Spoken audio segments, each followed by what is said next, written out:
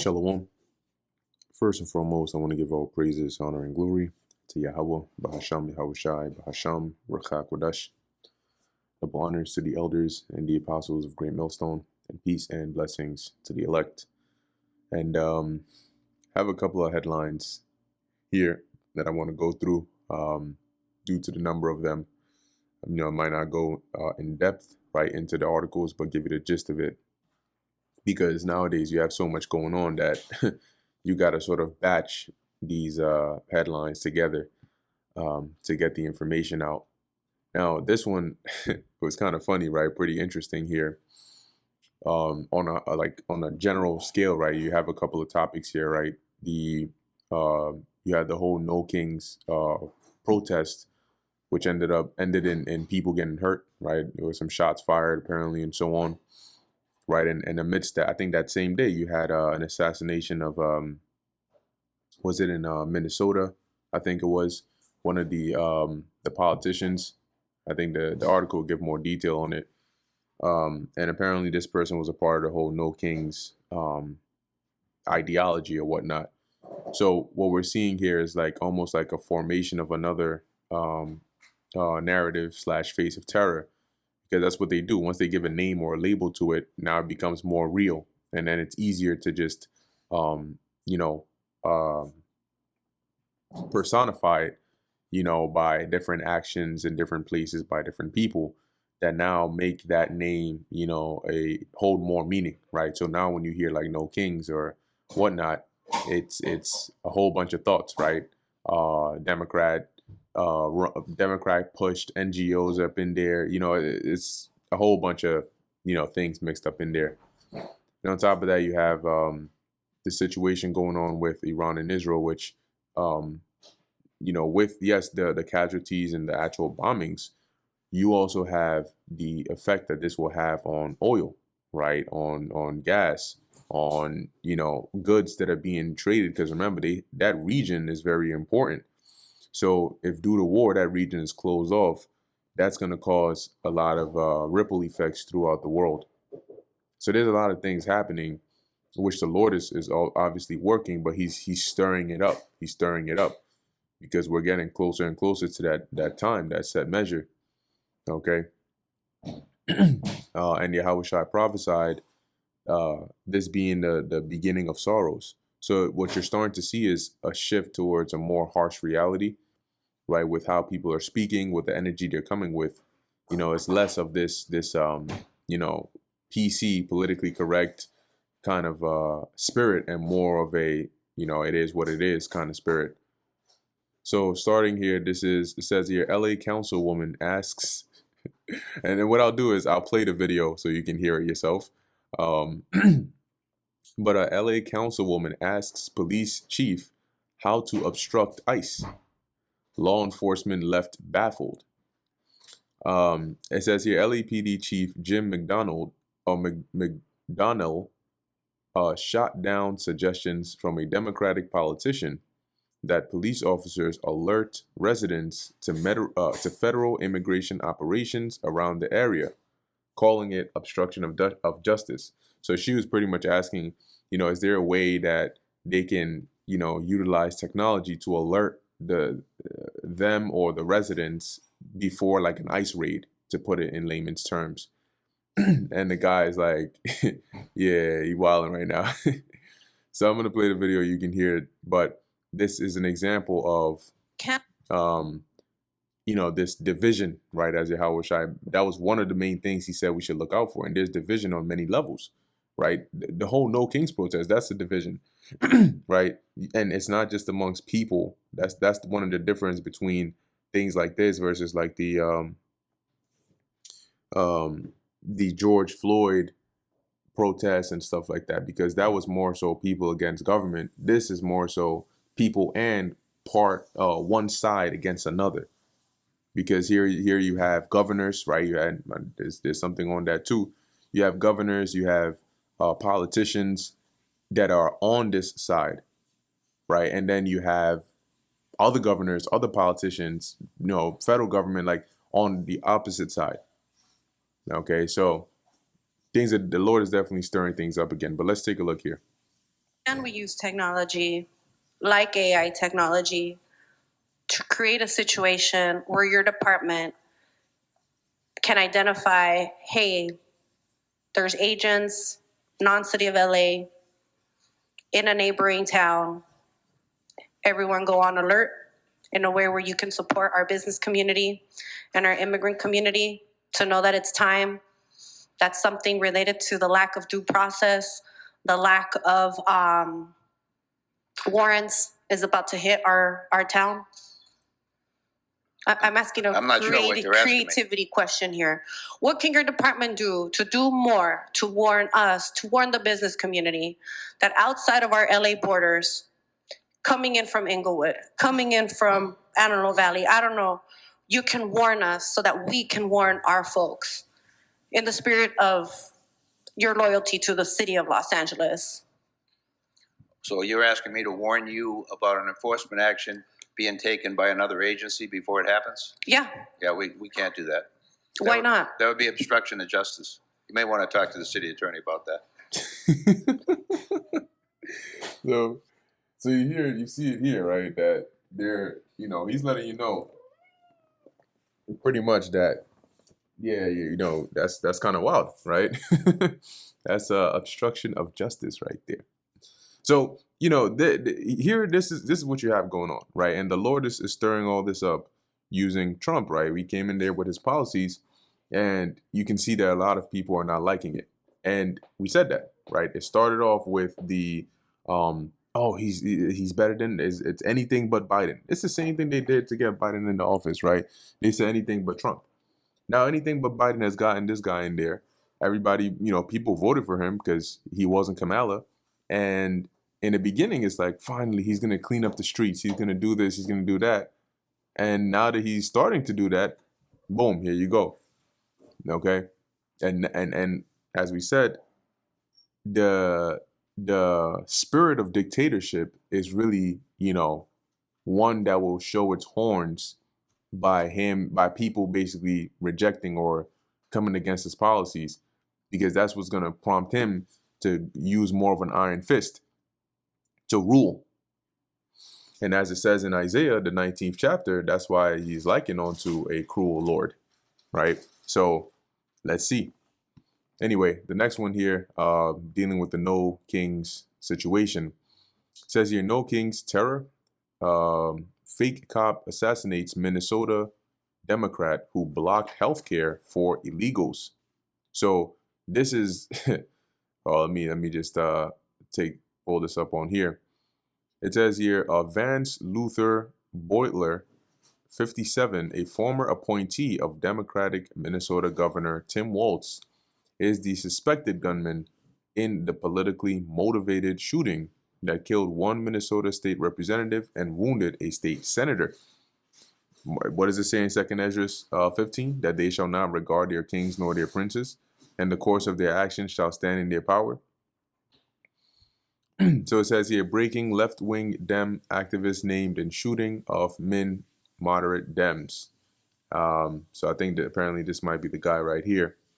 And then this might be the ones that he took out. It says here, Vance Luther Beutler has been named as the suspect behind the targeted shootings of Minnesota Democratic lawmakers Melissa Hortman and John Hoffman. However, Beutler wasn't some random guy off the grid. He was, and then it goes on more and more. So this is what you got going on. Straight up just, yeah, apparently this was some footage. Yeah, he went up in there as a fake police officer and did what he had to do. All right, or at least what he thought he had to do. So on one side you got situations like this going on, and on another side you got situations like this going on. How do you think the country is looking? It's not looking too good now, is it? Right? And we told you, we said it very clearly. As those borders were open, it was for a reason, because it didn't make sense logically to keep on just flooding in the country with people that are not vetted, right? And we told you it would serve a purpose at a future time. It was like Biden rolling out the red carpet so Trump can come and play the role that he needs to play, because they need something that can lead to, well, things that we're seeing right now. Okay. Now this was dealing with the actual quote unquote protests, right? It says shots fired at Utah No Kings protests, 2 wounded, 3 in custody. And I'll play the video in a second. Hopefully it doesn't just link me to X. In an incident captured in dramatic bystander videos, gunfire erupted at Salt Lake City's No Kings protest march on Saturday evening, sending participants running for cover and sending a victim to the hospital in critical condition, as well as a suspect who himself has a serious gunshot wound. Now, let's play this real quick and... Oh my God, that's a gun. That's a gun. Come on. Come on. Get out.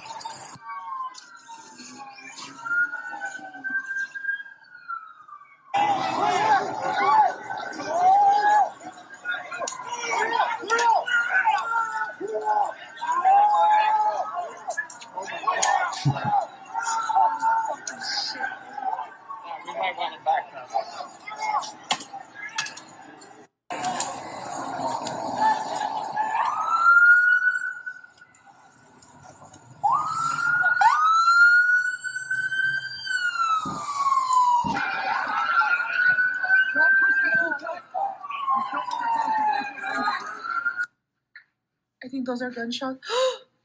Is that someone? Shut the fuck up. Zoom in, babe, zoom in. And that goes to show you, man, these people they're not ready, right, for how violent things are going to turn. Because, you know, you go out there with so much quote unquote resolve, a gunshot or two and everybody's out of there, right? And Isaiah 13, it mentions how it shall be as a chase roll. When you look at, you know, you look at like Animal Planet and there's a predator, like a lion or, you know, a tiger or something like that, or a leopard, you see how fast they run and they scatter every which way. Same thing, you know, a gunshot gets fired, you know, something major hits, people are out every which way they can find to just flee out of there, right? They go there one way and flee 7 ways. But they're not, you know, this is one thing and you can hear from their reactions. But when you got, you know, shots all over like that first scene from the movie Bushwick, that's when people are going to realize like, yo, this is, you know, it's serious out here. You know, and it's not something that you can now go and, you know, it's not like you got to talk to one person and you can fix all this. No. That's not how it's going to go. All right. But pretty much, you know, apparently you got some people that were hit. Looks like there's some blood on there. It says officers responded to the scene and found one person with a critical gunshot wound.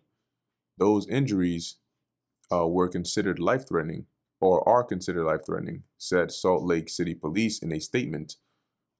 Preliminary, the SLCPD believes the shooting involved 4 people. Now, what would be interesting, which was it Florida, I think it was, that was it sheriff or whoever it was made that statement. Now, it's one thing to make a statement like that. It's another thing to actually, you know, see something like that unfold. You know, so as these so-called protests now, whether it's going to stop here at just, you know, this one No Kings protest, or it's going to become a thing that's just going all around, spreading to different cities, we're going to see.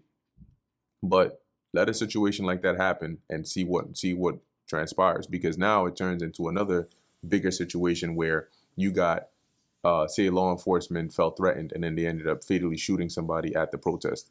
Whether they were illegal or they were just somebody protesting against it or rioting, that's going to put more fuel, you know, to the fire. So we'll see how that one goes. Next, we have here Sanctuary. Yeah, I'm stealing all the articles today. That's right. Sanctuary state governors double down on illegal immigration, intense Capitol hearing. Now, let me see. Yep, this is the one here. You got this demon over here. Which is pretty much getting cooked, right?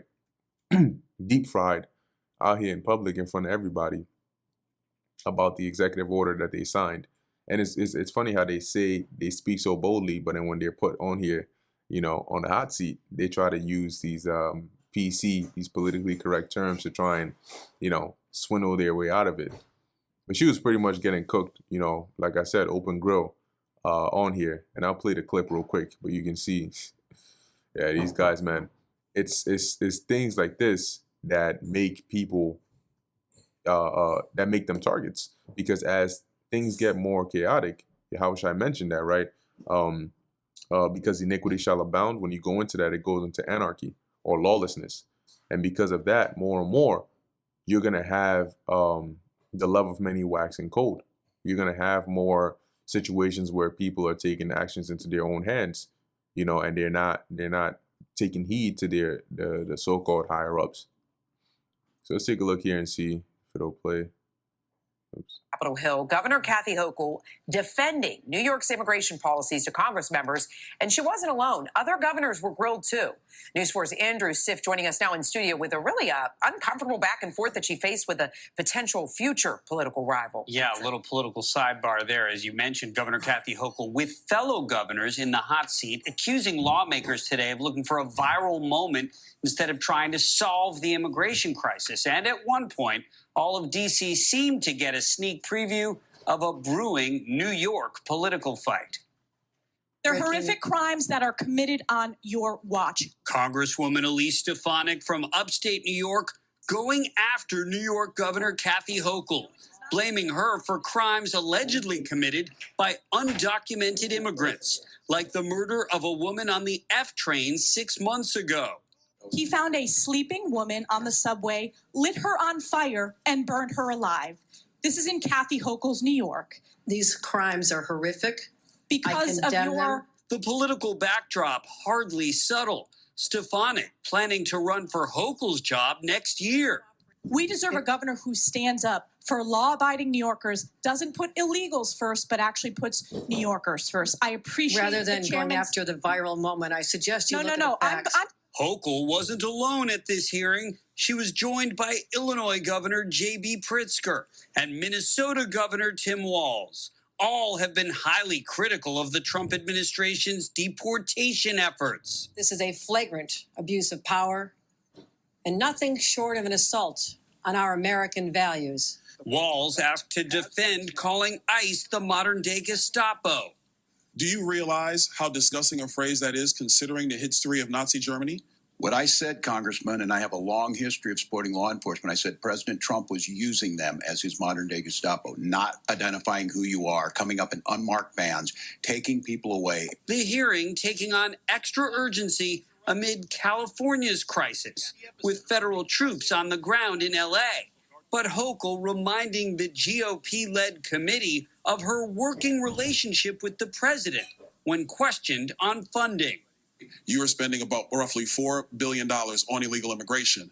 And at the same time, you are actually asking the federal government for $4 billion to finish Penn Station. Penn Station is owned by Amtrak, not by the state, so it's an appropriate use of their dollars. And Donald Trump has agreed to spend upwards of $7 billion. I appreciated that very much. Hochul has met several times with President Trump and has so far kept congestion pricing turned on. Whether she can parlay that relationship into smoother conditions on immigration remains to be seen. Natalie. So you got all that going on, something to keep in mind. But also something to keep in mind is what's going on over here. What's this about? Oh, Ireland. Let's see if we can take this back a bit. Homes and vehicles torched in Ballymena. Kling AI brand upgrade. That's not why we came here. Let's see if we can. Yeah, but there we go. Okay, nice one. Take a look real quick. During anti-immigrant unrest, so there you got it going on over there in different parts of the country as well.